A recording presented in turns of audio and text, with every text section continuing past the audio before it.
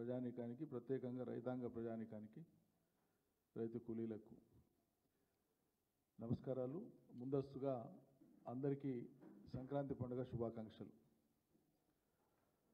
పండుగను కూడా సంతోషంగా చేసుకోలేనటువంటి ఒక దుస్థితిని రాష్ట్ర ప్రభుత్వం కల్పించింది రైతాంగానికి, ప్రజలకు. ఆనాడు అధికారంలోకి రావడం కోసం అలవిగాని హామీలతో ఓట్ల కోసం ప్రజలను పెద్ద ఎత్తున కాకాబట్టింది కాంగ్రెస్ పార్టీ.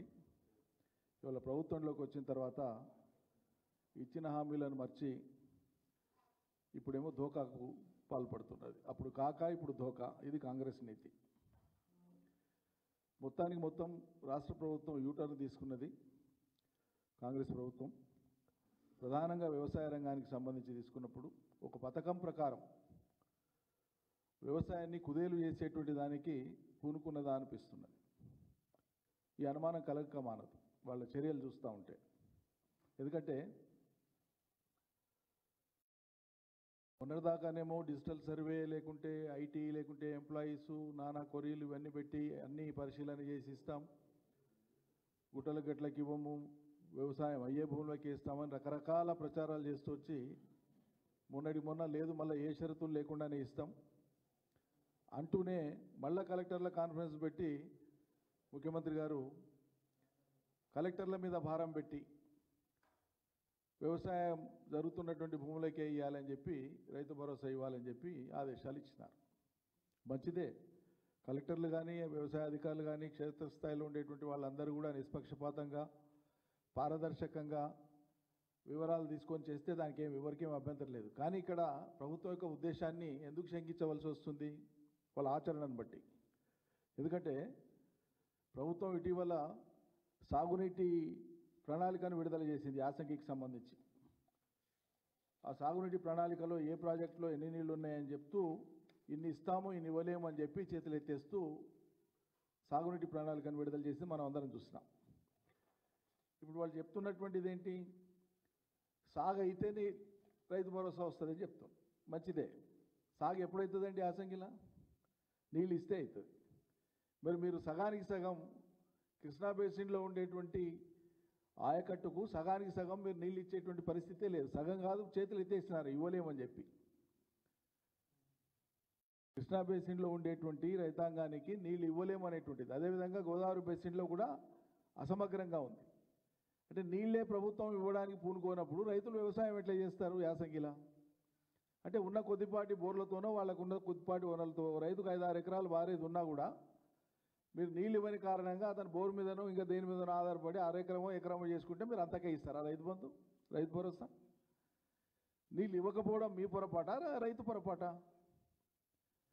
వాన పడని పడకపోని, కరువు రాని కాలం కానీ వ్యవసాయదారుడు నిత్యం పొలంలో పడి కష్టం చేస్తుంటాడు, తాపత్రయపడుతుంటాడు. ఇవాళ కాకపోతే రేపు పడుతుంది వాన అనుకుంటాడు, కాలం ఇప్పుడు కాకపోతే రేపు అవుతుంది అనుకుంటాడు, పంట పోతే మళ్ళీ పంట రాదా అనే ఆశతో జీవిస్తుంటాడు. రైతు అనేవాడు నిత్య ఆశాజీవి. నిత్యం తన చెమటను, రక్తాన్ని దారబోసి పంటలు పండించేటువంటి రైతు. ఈ రైతుకు ఇన్ని రకాల కొరీలు, ఇన్ని రకాల మడతలు పెట్టి మీరు సాయం చేయదలుచుకున్నారు.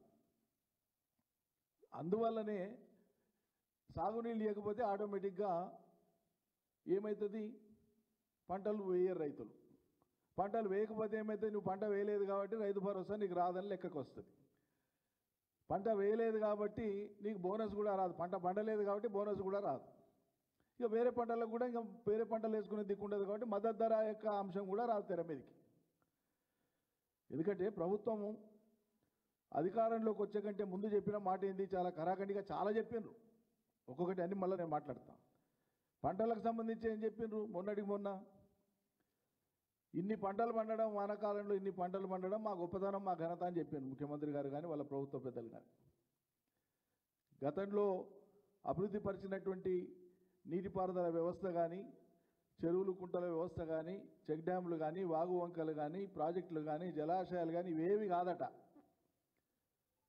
వరుణుడు ఇట్లా కరుణించిండు కాబట్టి మొత్తం పంటలు పండి, ఇదంతా మా గొప్పతనం అన్నారు. మంచిదే. కొద్దిసేపటికి మీ వల్లనే పండాయి అనుకుందాం. ఎవరైతే కష్టం చేసింది రైతులు, పంటలు పండాయి. మరి ఒక వరి ప్రభుత్వం ప్రకటించినటువంటి లెక్క ప్రకారంగా 1,57,00,000 టన్నులు పండేది.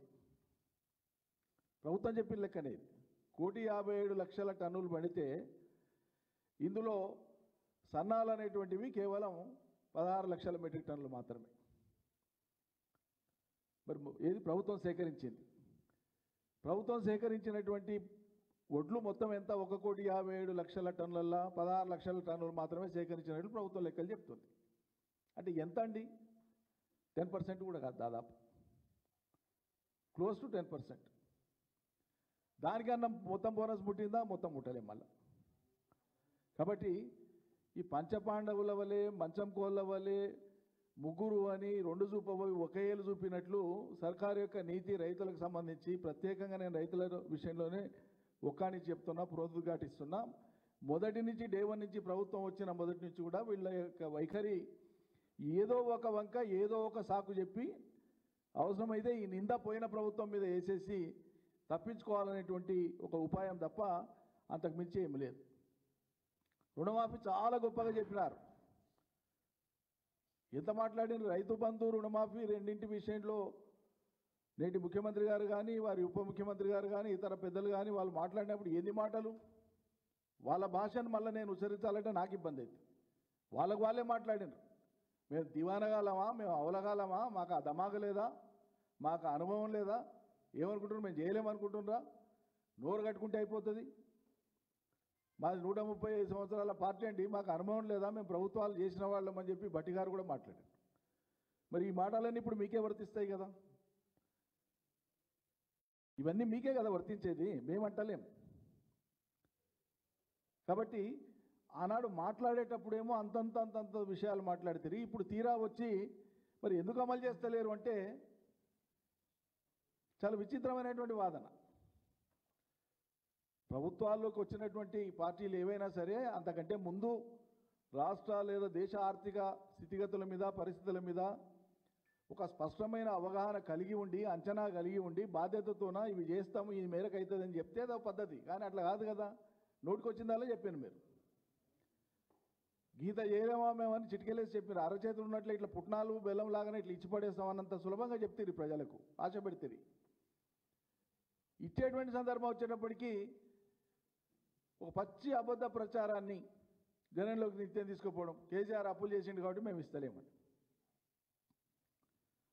6 గ్యారెంటీలు ఎందుకు అమలు చేస్తలేమంటే మా చేతుల్లో లేదంటారు. అమలు చేయలేకపోవడానికి కారణం మేము కాదంటుంది కాంగ్రెస్ పార్టీ. మరి ఇంకెవరు ఆకాశంలోకి వెళ్ళి వచ్చినా? హామీలు ఇచ్చింది మీరే, అమలు చేయలేకపోవడానికి మేము కారణం కాదు అంటుంది కాంగ్రెస్ పార్టీ. కానీ ఆ ప్రభుత్వ పెద్దలు కానీ ఎందుకు కాదు కారణం అంటే అమలు చేయకపోవడానికి కారణం కేసీఆర్ గత బీఆర్ఎస్ ప్రభుత్వం ఉంటుంది. అన్ని సమస్యలు ఇప్పుడు రాష్ట్రంలో ఉన్నటువంటి అన్ని సమస్యలు, మీరు మాట్లాడుతున్న సమస్యలు, ప్రజలు ఎత్తి చూపుతున్న సమస్యలు, మీడియా ఎత్తి చూపుతున్న సమస్యలు ఏవైనా ఉంటే ఇవన్నీ కూడా కేసీఆర్ ప్రభుత్వం వల్ల వచ్చినవే అంటారు.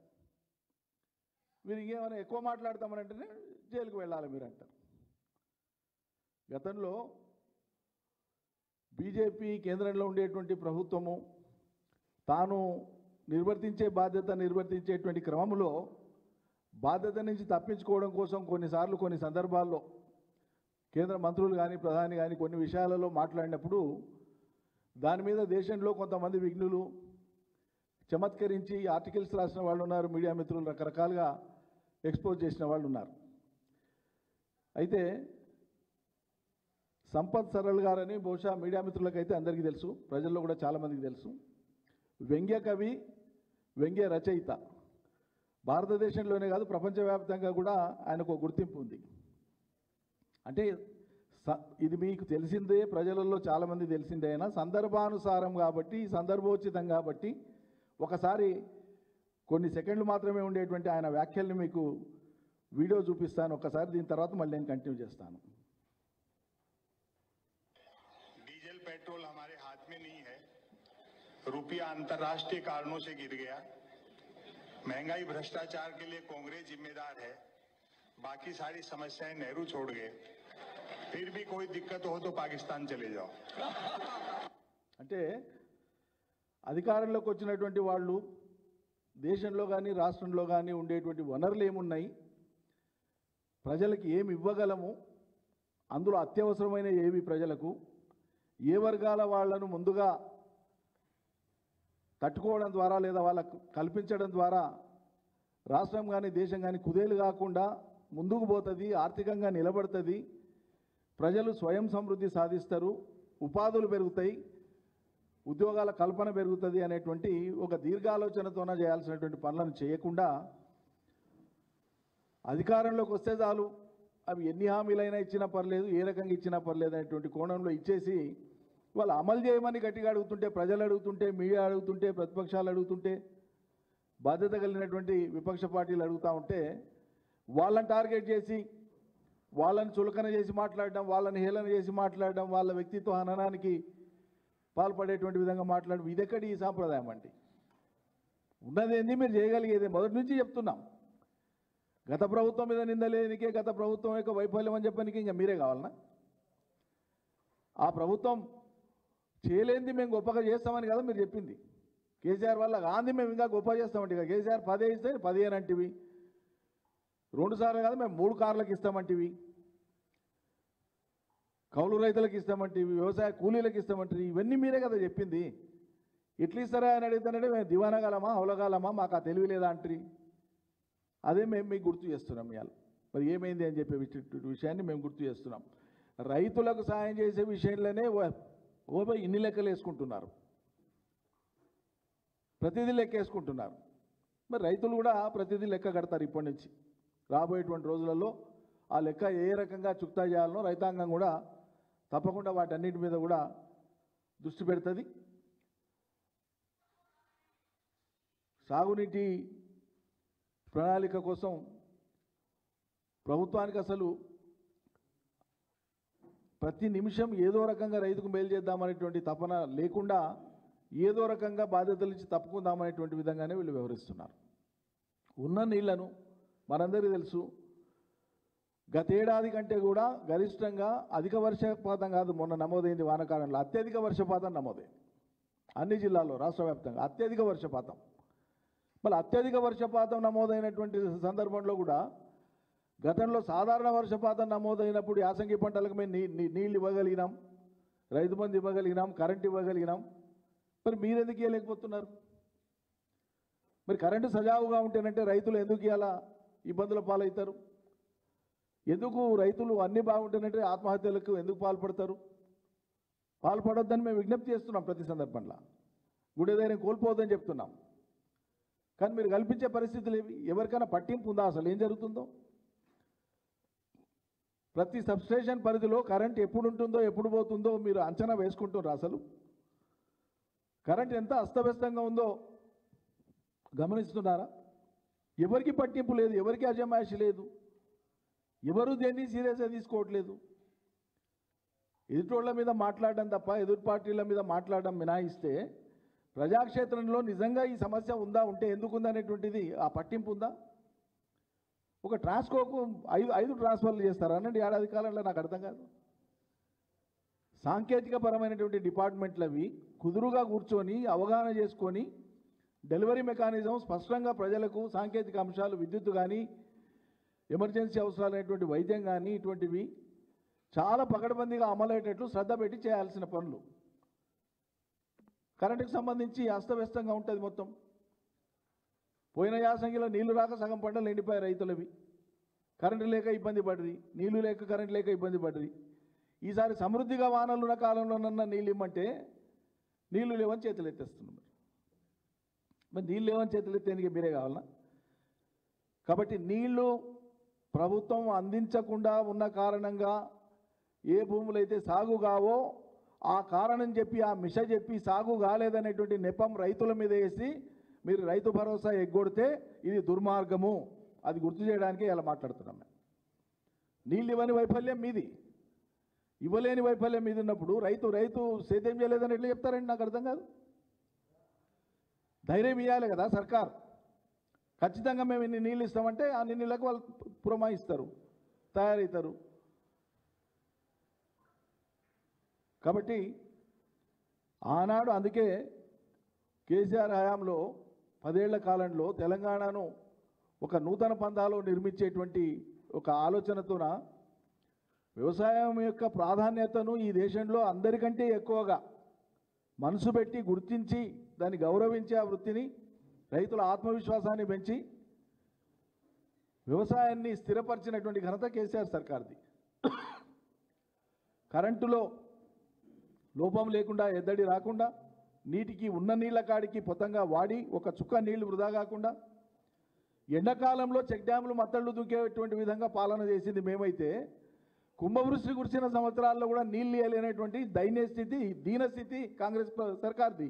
కళ్ళ ముందర కనిపిస్తలేదా ఇది?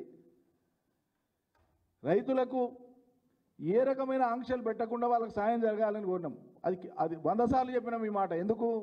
రైతు అంటే ఒక రైతుకు కాదు మనం ఇచ్చేది, ఆ కుటుంబానికి కాదు మనం ఇచ్చేది, ఈ దేశ సౌభాగ్యానికి మనం ఇచ్చేది, ఈ రాష్ట్ర సౌభాగ్యానికి మనం ఇచ్చేది. పంట పండితే రైతు ఒక్కడు తినడు, పండిన పంట మొత్తం ఒక్క రైతే తినడు, రైతు కుటుంబమే తినదు. లోకాన్ని సాగేటోడు రైతు. రైతుకి ఇచ్చే కాడ ఎందుకు ఆంక్షలు? ఏం మాట్లాడుతారు మీరు? ఇయ్యలేనటువంటి చాతకాంతనాన్ని బయటపడుతుందేమో అనేటువంటి ముందు చూపుతోన ప్రియం చేసి ముందస్తుగా కేసీఆర్ సర్కార్ల గుట్టలు గట్లకి ఇచ్చిర్రు. 25 వేల కోట్ల రూపాయలు వృధా పోయినాయి. మేము చాలా పగడబందీకి ఇస్తాం, క్యాబినెట్ సబ్ కమిటీ చేస్తున్నాం, జూలై 15కు రిపోర్ట్ వస్తుంది, అసెంబ్లీలో చర్చిస్తాం, గైడ్లైన్స్ వస్తాయి. క్యాబినెట్ సబ్ కమిటీ వేసి మరి రాష్ట్ర వ్యాప్తంగా సుమారు 70 లక్షల మంది రైతులకు కేసీఆర్ సర్కారులో 11 విడతలుగా 72,815 కోట్ల రూపాయలు ఇచ్చినాం రైతు బంధు కింద. మీరు పెంచి 15,000 లెక్కన ఇస్తామంటారు. 15,000 దేవుడెరుగు.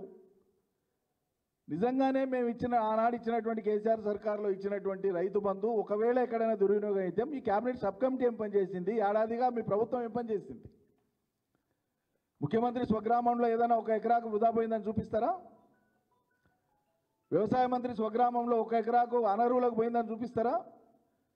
ఉప ముఖ్యమంత్రి గారి స్వగ్రామంలో ఒకవేళ ఆయన గ్రామంలో వ్యవసాయం ఉంటే ఆ గ్రామంలో కానీ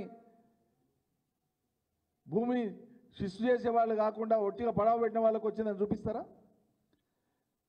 70 లక్షల మంది రైతులకు ఇచ్చే క్రమంలో 1,50,00,000 ఎకరాలకు రైతు బంధు ఇచ్చేటువంటి క్రమంలో ఎక్కడైనా, ఇది 100 సార్లు చెప్పిన నేను కూడా, ఎక్కడైనా నగరాల చుట్టూ పట్టణాల చుట్టూ ఎక్కడైనా నాలా కన్వర్షన్ చేసుకోకుండా ప్లాట్లు గిట్లు చేసుకున్న వాళ్ళు ఉంటే 1/6 ఏమైనా ఉంటే ప్రభుత్వం అటువంటిది ఎప్పుడు మన దృష్టికి వచ్చినా ఇదే కాదు, ఏ బెనిఫిట్ అయినా, ఇలా మనం పెన్షన్లు ఇస్తున్నా లక్షల మందికి, అందులో 1-2 అక్కడక్కడ అనర్హులు ఉంటారు, గుర్తిస్తాం తీసేస్తాం.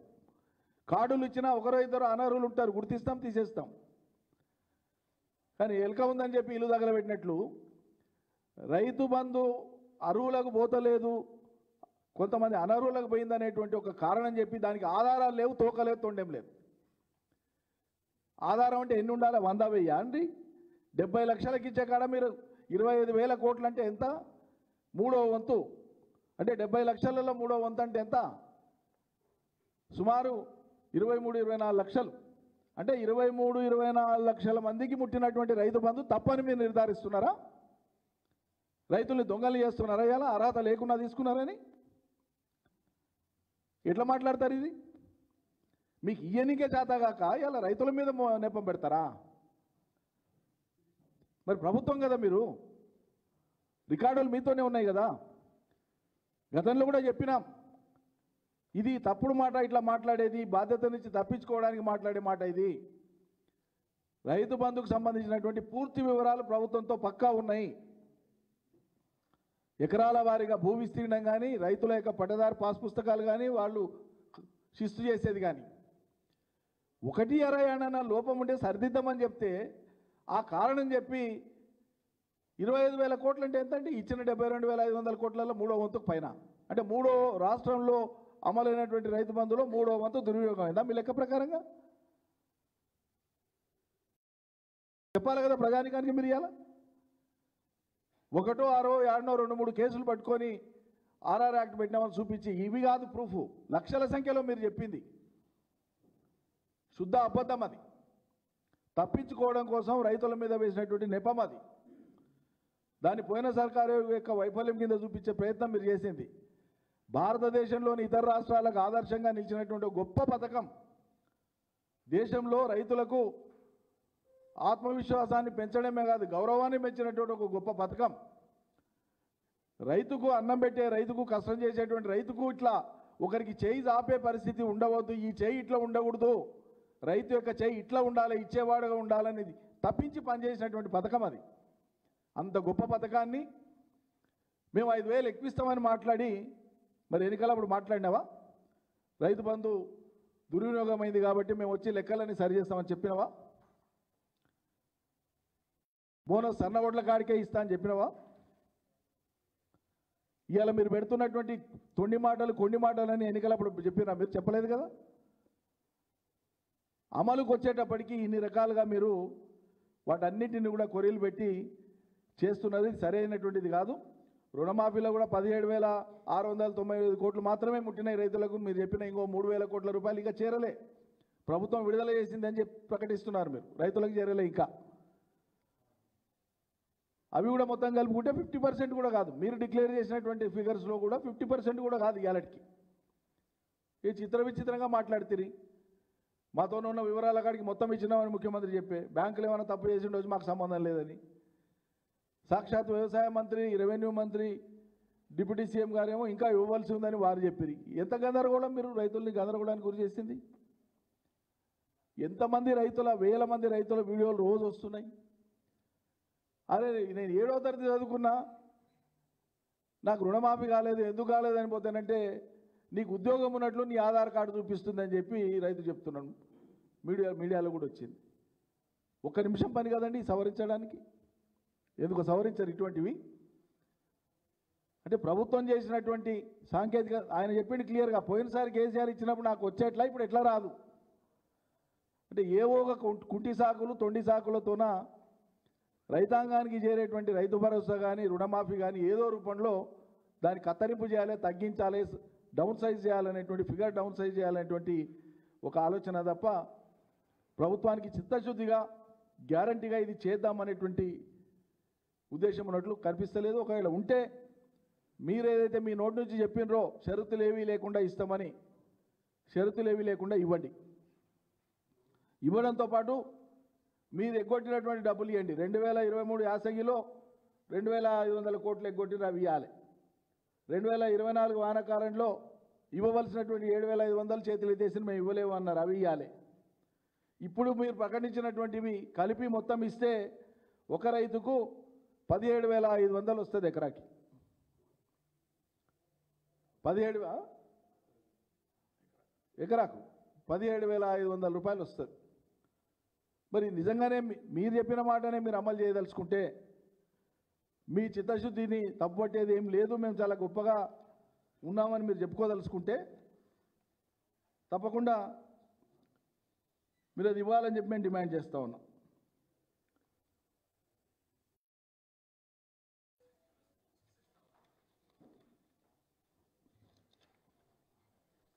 పుష్కలంగా సాగునీళ్ళు ఉంటే సాగునీళ్ళు ఇవ్వలేని, ఇప్పుడే ఇట్లా ఉంటే కరెంటు తిప్పాలి ఇప్పుడే ఉంది. ఉన్న కొద్దిపాటి యాసంగి పంటలకు కూడా రేపు కరెంటుకు కష్టాలు ఏముంటాయో తెలియని పరిస్థితి. రైతులైతే ఒక బాధ కాదు, క్షేత్రస్థాయిలో అసలు ఏం జరుగుతుందనేటువంటి దాని మీద ఎదుటి వాళ్ళ మీద దాడి పెట్టకుండా క్షేత్రస్థాయిలో నిజంగా రైతులకు ఏమి ఇబ్బందులు ఉన్నాయి, ఎందుకున్నాయి, కరెంటు ఉండి కూడా సరఫరాలో ఏమైనా అంతరాయాలు వస్తున్నాయా, నిర్వహణ లోపమా, లేకుంటే పాలనా పరంగా అపసవ్యంగా ఉన్నందుకు అటువంటి జరుగుతున్నాయా, ఏం జరుగుతున్నాయి అనేటువంటిది మీరు దయచేసి దృష్టి పెట్టాలి సర్కారు. అట్లా పెట్టకుండా మేము అడిగితే ఇంతకుముందు ఇట్లా వెంకకవి రచనల్లో వచ్చినట్లుగా డీజిల్ పెట్రోల్ అంటే అంతర్జాతీయ రేట్లను బట్టి ఉంటుంది, అధిక ధరలు అంటే మా చేతిలో ఉండవు ధరలు,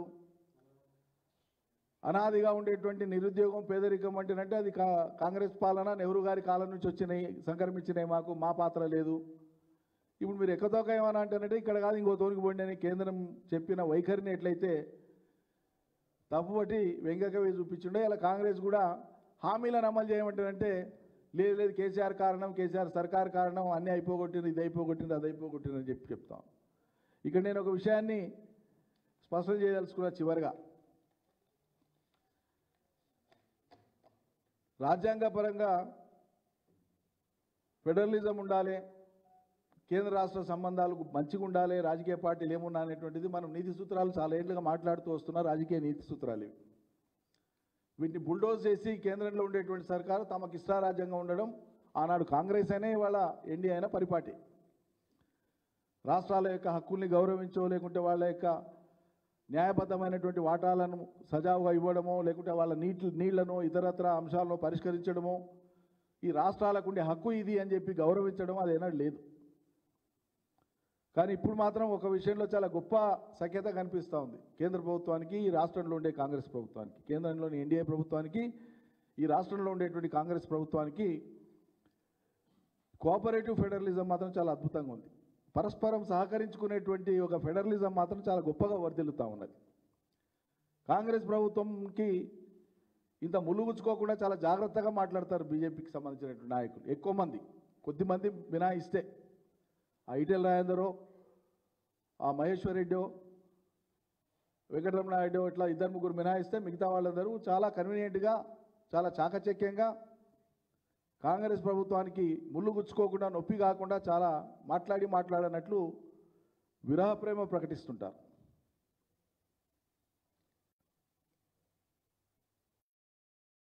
లేకపోతే అసలు ఏసీబీ రిజిస్టర్ చేసినటువంటి ఎఫ్ఐఆర్ సాంకేతికంగా, చట్టబద్ధంగా అది it cannot stand on its own legs legal పరిభాషలో. తన కాళ్ళ మీద తాను నిలబడే స్థితి లేనటువంటి ఎఫ్ఐఆర్ అది. దాని మీద ఆగమేఘాల మీద ఈడీ వాళ్ళు నోటీస్ ఇవ్వడం కేటీఆర్కు, ఇది దేన్ని తెలియజేస్తుందండి? దీన్ని నేను కోఆపరేటివ్ ఫెడరలిజం అంటున్నాను. చాలా గొప్పగా సహకరించుకుంటున్నాయి కేంద్ర రాష్ట్ర ప్రభుత్వాలు. కాన్స్టిట్యూషనల్ ఫెడరలిజమే అమలు కాదు, పొలిటికల్ ఫెడరలిజమే అమలు కాదు. స్టేట్ సెంటర్ రిలేషన్షిప్లో జరగాల్సినటువంటి, ఈ రాష్ట్రానికి న్యాయం జరగాల్సినటువంటి అంశాలలో ఆ సహకారం మాకు అందలే. గతంలో కృష్ణా నీళ్లను పంపిణీ చేయమంటే 10 ఏళ్ల కాలం తీసుకున్నటువంటి కేంద్ర ప్రభుత్వం ఇది సహకారం వాళ్ళు అందించింది మాకు. కానీ ఈరోజు ఈడ నొప్పి అయితే ఆడ మలాం తయారు చేస్తారు ఢిల్లీలో. ఇది రాష్ట్ర ప్రజానీకం దయచేసి గమనించమని కొడుతున్నాం. మా పార్టీ మీద ఎన్ని నిందలు వేసిండ్రు? కాంగ్రెస్ మాట్లాడింది బీజేపీకి బీటీం అని. ఎవరు బీటీం అండి? ఎవరు విక్టిమైజ్ అయింది అలా బీజేపీ వాళ్ళ చేతిలో? మేము 10 ఏళ్ళు అధికారంలో ఉన్న టైంలో ఎస్ ఎంఐఎం మా ఫ్రెండ్లీ పార్టీ అని చెప్పినాం. అలయన్స్ కాదు, ప్రభుత్వంలో భాగస్వామి కాదు, కానీ ఫ్రెండ్లీ పార్టీ అని చెప్పినాం. ఇప్పటికీ మా వైఖరి అదే. ఏ ప్రభుత్వం ఉంటే ఆ ప్రభుత్వంతో పోవడం వాళ్ళ విధానం కావచ్చు, అది వాళ్ళ విధానం, దాని మీద నేను కామెంట్ చేయను. మరి ఇలా ఎందుకో మాట్లాడతలేదు బీజేపీ. అవసరమైతే మోడీతో కూడా కొట్లాడతా నేను అని చెప్పి ముస్లింల మెప్పు పొందడం కోసం, ఎంఐఎం వాళ్ళ మెప్పు పొందడం కోసం ముఖ్యమంత్రి మాట్లాడితే బీజేపీ వాళ్ళు ఎందుకో ఏమన్నారు? నోట్లోకి వెళ్ళి మాటనే రాదు. ఇవన్నీ ఏం తెలియజేస్తున్నాయి? వాళ్ళ మధ్యలో ఉండేటువంటి ఒక మైత్రి బంధం ఏదైతే ఉందో, అన్టోల్డ్ స్టోరీ, బయటికి చెప్పలేనటువంటి ఒక బంధం వాళ్ళది. ఎవరు అవునన్నా కాదన్నా కేసీఆర్ను బలహీనపరచడం, బీఆర్ఎస్ను బలహీనపరచడమే ఆ రెండు పార్టీల యొక్క లక్ష్యం అని మేము మొదటి నుంచి చెప్తున్నాం, ఇప్పుడు చెప్తున్నాం, రేపు కూడా చెప్తాం. అందుకే ఈ ప్రాంతీయ పార్టీ లేదా బీఆర్ఎస్గా మారినటువంటి ఈ పార్టీ, తెలంగాణ తెచ్చిన పార్టీ కనుక బలంగా లేకపోతే ఇలా తెలంగాణ ప్రజల ప్రయోజనాల గురించి మాట్లాడేటోళ్ళు, పట్టించుకునేటోళ్ళు ఎవరుంటారో ఒకసారి ప్రజానికం మళ్ళీ గుర్తు చేసుకోవాలని చెప్పి విజ్ఞప్తి చేస్తున్నాం. జై తెలంగాణ.